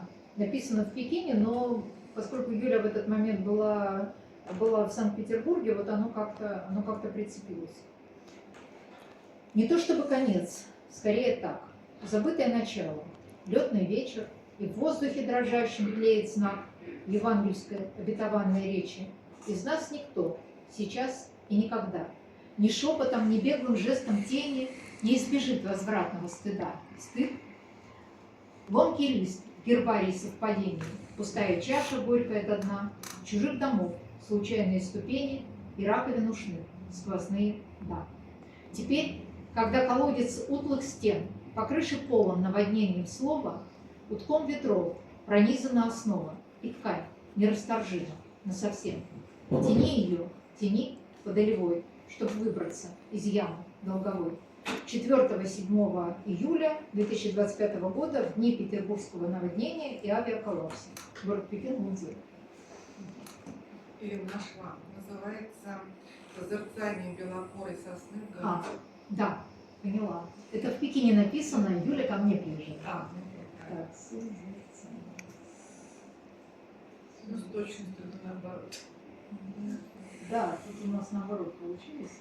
И Юле еще посвящено еще там некоторые медвежаны. Так, сейчас секунду. Так, первую строчку напомните. Так пробирает колокольный холод до безотчетной Всё, нежности. Оно Оно как бы тоже долго лежало, там, часть долго лежала в черновиках, вот, а потом вот оно. Так, тоже двухчастное стихотворение, даже трехчастное стихотворение. Созерцание белокорой горы в горах Мэнтулу. Часть первая. Так пробирает колокольный холод до безотчетной нежности. Так гонг укутывает сосен белокорость и выметает шелковые тени с дорожки горной, скрадывая час рассвета. Осень напоследок сполна выходит вон, доходит до хрустального порога, до раннего снежка в ловушках крон. Часть вторая. Потому что любовь никогда не бывает последней. Я все так же держу вернолодочкой зябкой ладони, и распахнута твердь, и волна посягает на небо, потому что любить до конца, без остатка растратить то, что корочкой тонкой никак не растает под кожей, потому что любовь никогда не уходит из сердца, потому что любовь никогда не вернется обратно. И луна в этот день, убывая, не сходит на убыль. Светлый камень небес, светлый серпик, почти на излете, словно гребень волны, словно вздернутый хвост скорпиона, словно скол в хрустале, словно нам никогда не расстаться. Часть третья. Так затихает колокольный говор в ног ручья, так следом гонг коснется сердца медью горловой и погасает вечереющим пейзажем. Есть эхо горное, дыхание зимы, есть то, что больше нас. 5-9 ноября 2023 года, 18 октября 2024. Город Пекин, Мэнтулу. Собственно говоря, там это мы с Юлей поехали в монастырь, который называется Танджысы. И уж коль скоро я это прочитала, тут, кстати, обратите внимание, вот есть к любимой тебе, к любимому тобой «Вода, вода, замри, помолчи» стихотворению есть отсылка. Вот это. Словно гребень волны, словно вздернутый хвост скорпиона, словно скол в хрустале. Вот это вот скол в хрустале, там, помнишь, хрусталин. Твердь не разрушает Хрусталин, финал. да, хрусталин, чего-то там. Аквамаринная гладь. Аквамаринная гладь и твердь распахнута, волны не разрушают. Это вот как раз вот туда отсылка. Ну, опять же, никто не поймет, это я так. На всякий случай критику шепнула на ушко. Вдруг он возьмет и... Саша, это шутка. Не пойми превратно. Так, давайте я Танджысы прочитаю, потому что они связаны. То есть вот этот только что прочитанный текст, это как бы такая, такая, знаете, псевдоморфоза по тексту, который вот я сейчас буду читать.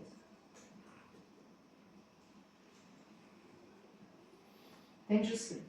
Так ясно, как звук металла в осеннем пейзаже. От удара колокола опадает листва. Кажется, будто гора умножает прозрачность. И медному звуку вольготно дышать. Над обливной императорской черепицей, над ступами храмов, над серым каменным лесом священных могильных пагод в белесом инее. Дышать, порождая эхо, под невесомым небом, обретая полновесность звона в оранжевых, словно облачение монаха в плодах хурмы, над восьмигранным колодцем западного пруда, и плоды падают на дно, срезанные незримым ножом, утратившие связь с материнской веткой, потому что пришел их срок, падают, тревожа священных черепах и золотых карпов, рождая зыбкое эхо. Вечереет. Я пишу посередине календарного лета 40-градусную жару из 23-го года, 21 века, году 93-му, века прошлого. Ведь сердце так любит блуждать в будущем прожитого. Сердце не устает множить чистый удар храмового колокола. Сердцу остро и холодно за все сущее. Больно. 8 июля 2023 год. Вот, собственно, Танджысы – это тот самый монастырь, который вот там в горах Мэнтулу находится. И в Пекине обычно говорят, ну, как бы это сам монастырь говорит, но пекинцы знают, что вначале появился Танджысы, а потом появился Пекин. Вот этот монастырь его построили в 307 году, а Пекин гораздо позже. Вот, и это как бы он там имеет статус, там такие крыши, знаете, с желтой черепицей и с большим количеством вот этих охранников, фигурок, потому что туда император приезжал. все, что вообще все в Пекине, вот где вы видите такую желтенькую крышу, и там сидят такие фигурки, их там, допустим, 5 и больше. Это значит места, куда приезжал император. А больше всего их как раз вот в тронном помещении Гугуна, запретного города, там их аж 11 штук. Вот, и больше этого быть не может. Это самый такой вот центр, где, собственно говоря, самое сгущение вот этих императорских сил.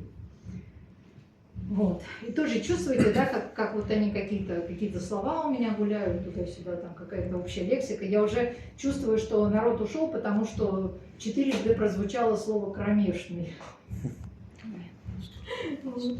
Сколько можно, да? Почему-то вот оно у меня такое, оно где-то на поверхности лежит, а слово очень редко употребимое, как мне кажется. Откуда вы так хорошо знаете, что оно там в конкурсе участвовало? Знаю. Коинбук? Коинбук? Конечно. Скажите, кто вы? Это Татьяна Постникова. Спасибо. Да, Да, наконец-то, да. вот познакомились.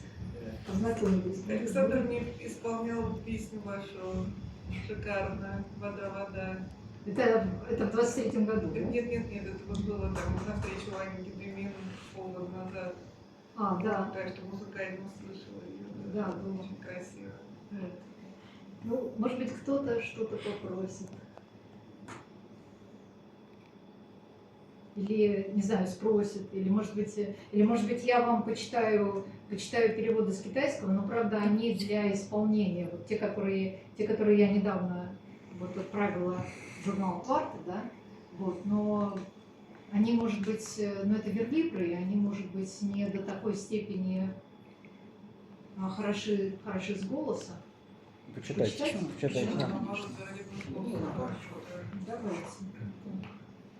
Давайте тогда.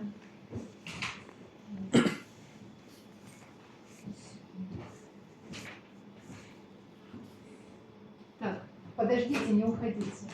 Настя, не уходи. Сейчас, секундочку. Подойди ко мне. Вот, как бы мы немножко тесным кругом, да, и я понимаю, что Настя уходит не просто так. Вот. Да, я тебя обниму, и у меня для тебя должен быть маленький подарочек. Ты сейчас смотришь.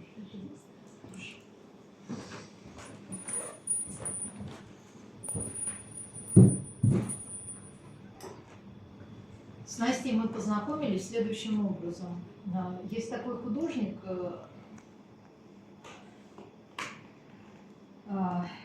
который нарисовал 2 моих портрета вот, зимой этого года. И один из этих портретов он выставил, это был, по-моему, февраль, да, это был февраль. Вот он выставил в Москве в одной из галерей Союза писателей. И пригласил меня туда, вот, чтобы пришла, прочитала, значит, какое-то свое китайское стихотворение. Ну, в общем, я пришла. И про это написала в своем канале. У меня есть маленький уютный канал в Телеграме, который время от времени забрасывается, как обычно, но я стараюсь его продолжать. И появилась, короче говоря, я запустила, что вот буду на выставке, но особо как бы не ожидаю, что кто-то придет там послушать одно мое стихотворение. Тем не менее, было 3 человека, и вот один из этих людей – это Настя. Как уже оказалось, Настя была на всех моих мероприятиях, которые были в Москве. Вот. Поэтому я очень ей благодарна. Ну так что, послушайте верлибры китайские. Но они как бы не совсем верлибры, там есть немножко более что ли. Или, может быть, попросите чего-нибудь у меня. Давайте, переводим. Вот, смотрите, значит, есть у меня замечательный автор, которого, может быть, начну с него. Замечательный автор, который... Познакомились мы это китайцы. Познакомились мы следующим образом.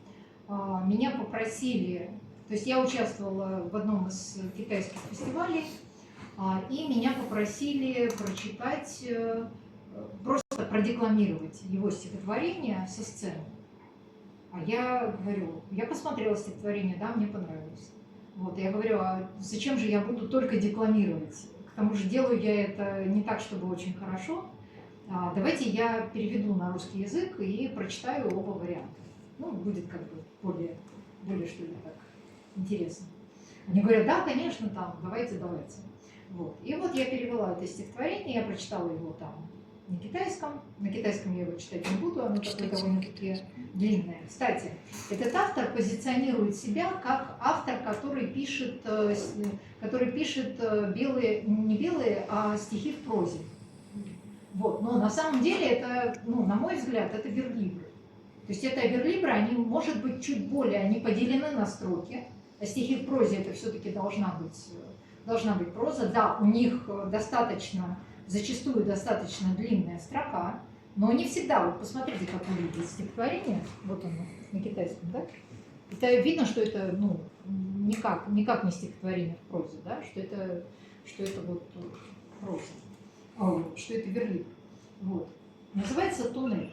Ирина, извините, а можно вот прям чуть-чуть на китайском, чтобы нам так вот войти в это, а потом уже Хорошо. прям, да, несколько слов. 这复杂的比例，请给我一次直线的抵达，与从容的散步不同，我可能要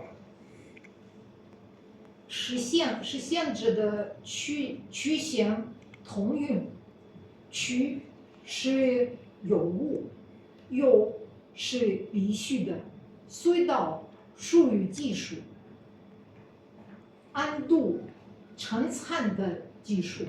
Ну вот давайте, я прочитала 1, 2, 3, 4, 5, вот первые 5 строк. Вот. И в принципе оно потом там все более и более долгие строки делаются. Стихотворение называется «Туннель». Дай мне хоть раз пронизать напрямик сложный ландшафт и дойти путем, не похожим на путь извилистой тропки в сокровенное. Извилистая означает ошибку, сокровенное непреложно. Туннель – инструмент. Он лучший способ обманом войти в Чэнсан. Там, наверху, захлестнет поток или придавят беды горой Тайшань. Пронизать напрямик. Разве это только телесный зов? Но и ландшафт эпохи требует быть таким. Из пункта А в пункт Б. Из прошлого в завтра. Из страданий в счастье. От щиты к надежде. Туннель – вот что мне даст победить этот сложный ландшафт.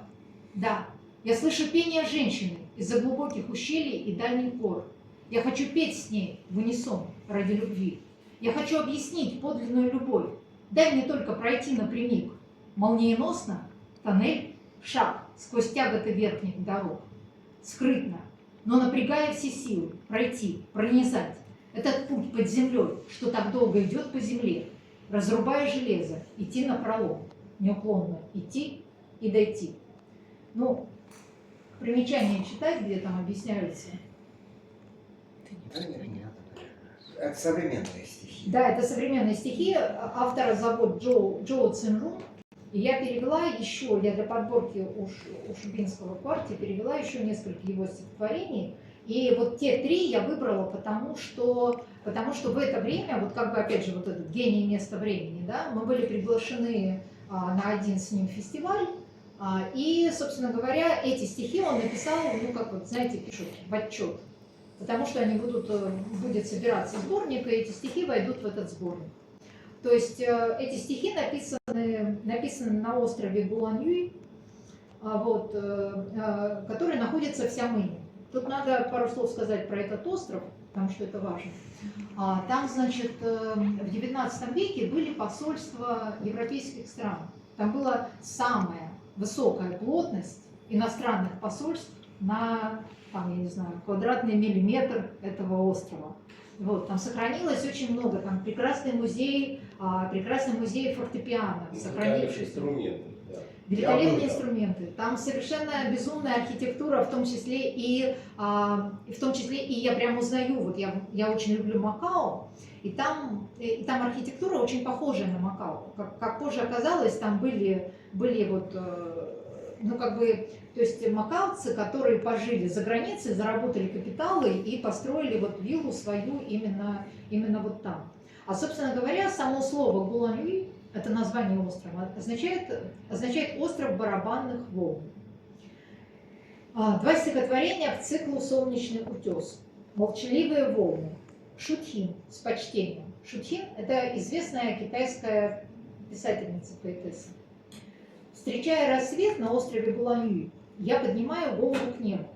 Так хочется отыскать лунный отблеск 19 столетия, чтобы прозрачная ночь крепко сомкнула волны вокруг тела острова. Кто слышал звук прилива, несущий свет? Выпив несколько кувшинов дзинменского гауляна, я прогуливаюсь в одиночестве. Лепесток за лепестком. Бугенвилия закрывает на ночь бутоны, прячет аромат, и цветы засыпают. Вековые баньяны и кокосовые пальмы, разбуженные уличными фонарями, так и стоят в полосе моего зрения.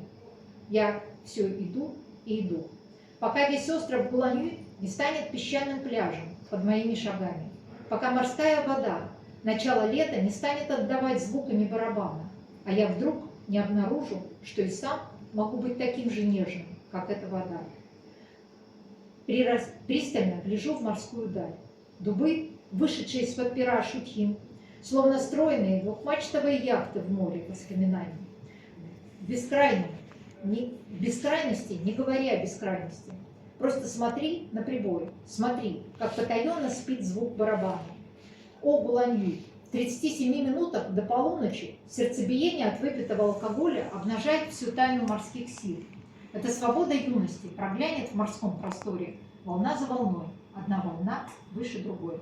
26 апреля 2025 года, рассвет, остров Гуланьюй. Это как Чуднова писала, да? Но это не Чуднова, это китайский автор. Вот. Ну и тут я объясняю про Шутхин. А, кстати, вот эти несколько кувшинов дзинменского гауляна, это он не сам выпил, это в моей компании было. Вот.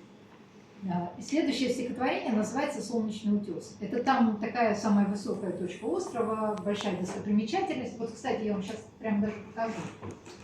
Смотрите. Случился невольный перформанс. Вот, значит, пенальчик, который я там купила. И вот эта вот штучка, которая вот такая, это вот как раз этот утес, солнечный утес. А купила я его потому, что тут по нему, значит, плывет пароход. Ну, это на самом деле никакой не настоящий пароход, это часы, которые в 18 веке были подарены императору европейскими послами. Это на батик похоже, да? Что? На батик похоже. Ну нет, это вот, можно пустить по рукам, так сказать, кому не видно было. Короче говоря, вот эти часы, это из коллекции запретного города. И я выводила людей на экскурсию в запретный город и говорю, вот сейчас, значит, здесь будет коллекция великолепных, прекрасных часов, подарков императору. Мы приходим, а там ничего. Вот, оказалось, они, значит, под эту коллекцию на острове Гуланьюй построили музей, назвали его Гугун, запретный там какие-то там, ну, музей там запретного города. И там вот эти как раз часы и многое другое экспонируется. Ну и, соответственно, дизайнер эти часы прилепил как пароход, который плывет по реке. Солнечный утес непреложно твердыню стоит, обратившись лицом к востоку. Солнце восходит и достигает в центре небесном зенита. Утес всех своих тайн не раскрывает. Он мало-помалу отворачивается от стареющего света, не желая быть свидетелем, как, истончаясь, полоска заката сходит до западных гор. Утес чуть выше морской воды, чуть выше окрестной суши. Он не говорит о своей подлинной высоте, он лоб этого острова. Лоб, не стареющий с возрастом, не человечий. Он говорит твердостью света, и когда я встал у его подножия против солнца и глубоко вдохнул, глядя на Бугенвилию, меня тронула мягкость камня внизу. Волны острова Гуланьюй медленно отозвались барабаном. Разве это хотел мне сказать солнечный утес? Тот, кто может хранить солнце, не испугается тьмы. Когда я, наконец, дошел до его вершины, я удивился тому, что не почувствовал ни волоска гордости, оказавшись на пике, залитом солнцем. Я ударил рукой по скале. будто услышал и понял язык света. Ведь это я. Поднимался вот так, шаг за шагом. И на каждом шагу свет подталкивал меня все выше. Много лет я привык в одиночестве чувствовать ночь и тьму. Солнечный утес. Я касаюсь тебя обеими руками. Тепло твоего тела воодушевляет меня пляской под барабан. Свет никогда не бывает недосягаем, потому что ты таишь в себе солнце, и мне достаточно протянуть руку. 27 апреля 2025 года. Рассвет. Остров Буланьи. Вот, тут, значит, в этом стихотворении, ну, кстати, я думаю, он считает себя автором, ну, стихов в прозе, потому что у него очень длинные периоды вот в этих верлибрах, как бы такие длинные предложения, которые идут со строки к строке, и они как бы, то есть это не верлибровое деление на строки, это как бы, может быть, это стихопроза. То есть мне вот, наверное, ну, то есть я в этой подборке не писала, но я хочу еще переводить этого автора. К тому же мы соседи, живем, можно сказать, на соседних съездах со скоростной Баталинской дороги. Вот. И вот я в примечании написала, что в этом стихотворении автор использовал 7 устойчивых идиом классического языка вэньянь, переосмысляет поэтическое наполнение и генезис. Это вот, кстати, одно из тех, чем занимается китайская поэзия. И чем, по всей видимости, частично занимаюсь и я в русской поэзии. То есть у меня очень много каких-то совпадений вот с китайскими авторами, которые я так делала до того, как узнала, что так делают многие в Китае. То есть это схождение, это не то, что я у них заимствовала. Вот. И третье стихотворение, вечный, или четвертое, вечный барабан. Вечный барабан волн. Написано на острове Буланьи. В глазах обычных людей волны всего лишь волны, а я предпочту сравнить силу волн в их неразрывной связи с берегом со звуком метафорического барабана. Для кого он гремит? Один удар, чтобы оправдать ожидания земли. Второй удар – почтительный поклон моря, задающего вопрос. Третий удар, который я слышу, должен дать взаимопонимание между берегом и волной. Остров Гулан кажется беглецом от огромной суши. Но кто сказал, что авангард не может узнать покой? Он посланник суши, испытывающий морем прочность своего тела с риском утратить себя. Волны шумят, взяв тело в кольцо, и земле желателен этот пульс. Мелодия так бросает вызов, звук барабана так отзывается хлесткой строкой. Но что рассуждать о спящей земле на другом берегу, будто она дремлет, положив голову на звуки прибоя, как на подушку, будто форма и содержание этих слов похожи на волны времени. Выживание разве возможно в этакой лени? Потому и звучит вечный барабан волн. Это движение и покой любви, и после кислой сладости и горькой ее остроты утихает рокот прибоя. В такие дни каждый цветок бугенвиллей каждым своим лепестком полон живительной взвеси. 28 апреля 2025 год, соответственно, остров Буланьи. Вот. В этом тексте автор также строит поэтику на раскрытии и переосмыслении устойчивых выражений идиом классического языка вэньянь, их снова 7, раскрывая через их переосмысление не только поэтические образы, но и глубокие философские идеи. Вот. Короче говоря, и вот такого в современной китайской поэзии очень много. То есть я подумала, что, может быть, я вам прочитаю, ну, там из двуязычных стихов, но китайский вариант я читать не буду. Я прочитаю то, что я там написала. Вот, чтобы вы, так сказать, сравнили, да, вот гений товарища Цзо Цинжуна и мои жалкие потуги.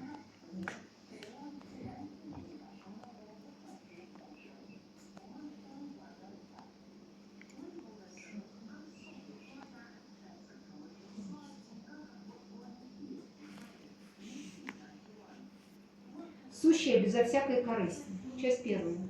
За разговорами не заметили тень мертвого дерева, перебежавшую дорогу прямо у наших ног. Часть вторая. 4 кошки у ворот закрытого кафе. Молоко, кофе с молоком и бессонная ночь. Часть третья. Сухогруз на рейде, рукотворная дыра в в безлунном пространстве ветра. Часть 4. Смогу ли перевести рыбацкий ропот моря на полновесный лепет колоса? 29 апреля 2025 год, город Самый, остров Чугуан-Юй. Вот, собственно говоря, сам этот фестиваль, он был посвящен переводу. И вот эта последняя строка, последняя часть, смогу ли перевести рыбацкий ропот моря на полновесный лепет колоса, она вот четко как бы в линии того, чем мы там все замечательно занимались. Вот, вы, наверное, устали. У нас время уже заканчивается. Так, давайте тогда я прочитаю. Тут вот есть девушка, которая, собственно говоря, я и читала эти лекции по переводу. И она даже переводила. Так, сейчас, секундочку. Я хочу прочитать это стихотворение, потому что подстрочники я дала потренироваться. Вот. И очень надеюсь, что то, что получилось, оно получилось. Вот, Канвей. Это поэт, который, ну вот из этой книжки. Поэт, который вошел в литературу, будучи достаточно молодым человеком, в 80-е годы. В самом конце 80-х годов. Вот. Канвей, река Сома. Снежные горы чуть выше, крыльев красноклювых воронов. Женщина раскрутила молитвенный барабан, разбудила свет среди снегов. Свет среди снегов разбудил течение реки Сома. Я на берегу реки Сома, заблудившись, вижу снежные горы чуть ниже молитвенного барабана в ее руке. Это в Тибете. Там, собственно, вот эти молитвенные барабаны, это такие штуки на палочке, в которых внутри молитва вложена, и там, они когда паломничество совершают к святым местам, они вот их вращают. Есть еще одно его же стихотворение. Когда крутят с такими палками. Да, это тоже молитвенные барабаны, но есть еще вот эти маленькие, которые ручные. Вот, помните, да, это стихотворение? Похоже на, узнается, да? И вот второе его стихотворение, я их там 3 перевела, но прочитаю 2. Так, сейчас. Осень красива, ветер осенний красив, осень в объятиях держит меня, тебя обнимает тоже. В наших руках из пышных цветов венки, в наших руках плоды, которые что-то и тоже. У обветшалого дома лошадь прикрыла глаз. Конский фонарь керосинки глаз прикрывает следом. Наши глаза переполнены слез сейчас. Здесь наши слезы ветер обнимет осенний, так крепко, как факел, что мы не выпускаем из рук, так крепко, как я тебя обнимаю. Спасибо. Знаете это стихотворение? Вот, может быть, не знаю, пару вопросов или там чего-нибудь, или пора, прям совсем пора. Пару вопросов. Давайте, да, чтобы это не было на полслова. Я прочитала где-то в китайском интернете, что в Китае бывают туры для поэтов, их организуют, ведут какое-то красивое место, в горы, и они за это должны писать стихи. Это правда? Нет, это не совсем так, это значит фестивали, которые, как я говорю, там возят людей в медвежьи углы. Резиденции такие есть большие. Бывают резиденции, но тут речь про туры, то есть как бы они туда пришли и оттуда ушли, я так понимаю, да? Вот. А это вот бывают фестивали, которые делают по этим самым. Ну, резиденции, они, понятно, много в каких странах бывают. Это как бы для того, чтобы для тебя, для твоего творческого вдохновения. А вот фестиваль, он устроен так, что тебя привозят в некий медвежий угол, где ты, значит, там замечательно кормят, поят, селят, развлекают, и вот это вот все. А потом по выходу ты там должен какое-то количество текстов предоставить для сборника, который будет сделан на следующий фестиваль.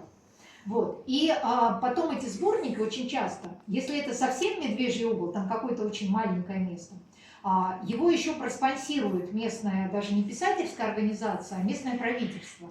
И они напечатают какое-то количество этих книжек, будут их продавать в магазинах, еще в какой-нибудь правительстве, ну такой, знаете, серьезный такой отель, да, они еще положат в тумбочку Я часто находила такие книжки, вот приезжаешь куда-то в командировку, там, ну, там разная макулатура, да, там вот ресторан там, значит, прачечная тут, вот, а тут вдруг вынимаешь книжку, которая, значит, вот там, ну, название какое-то, связанное с местной достопримечательностью, и открываешь, а там тексты современных поэтов, которые вот непосредственно связаны с этим местом. И я-то их находила еще и в 90-е, и в начале нулевых, а теперь я понимаю, откуда они берутся. Они вот берутся именно вот от этих фестивалей. Вот. И вот за эти публикации тоже немножко платят. Вот. То есть как бы нас туда привезли, нас это самое, нас там погуляли, вообще сделали все прекрасно. Мы там написали каких-то стихов, и нам еще за эти стихи дали немножко денег. На каком языке? Вот благодаря вот этому всему, естественно, на китайском, поскольку фестиваль китайский. Но если ты, конечно, англичанин и напишешь на английском, тебя так и быть на английском опубликуют. А вот если ты какой-нибудь, значит, это самое, ну, из менее популярных языков, то, ну, как будто бы вот стихотворение на русском, кому оно там... Ну как кому? Переведут. Нет, не переведут. Как Но не я, переведут? ну, У меня ну, уже я, есть таких сборников полно. товарищ Амелин, вы Хотите, можете я же сказать. описывал там, знаешь, Это вы можете сказать. 10. Мое стихотворение переведут, а я владею китайским. Я не могу сказать. Переведите там сами как-нибудь мое стихотворение. Я ты вот, будешь когда меня стали звать, на эти, переводчика. Понятно. да, когда меня стали звать на эти фестивали, вот, я попробовала писать на китайском. Ну, чтобы, например, там своего переводчика Ван Зянжао, который меня, собственно, довел до жизни такой, чтобы его, ну, как не утруждать. Ну, что я каждый раз, когда мне надо там с русского на китайский перевести несколько строк, я буду к вам обращаться. Ну, как бы, нехорошо, да.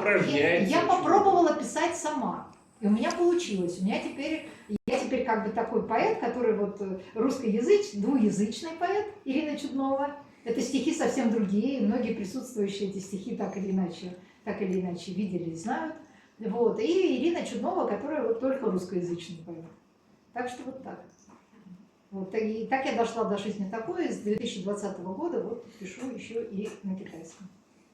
Ну, точнее, двуязычно. Вначале на китайском, а потом русская версия. Тибетский еще. Вот. И второй вопрос. Может быть, вы что-нибудь спросите?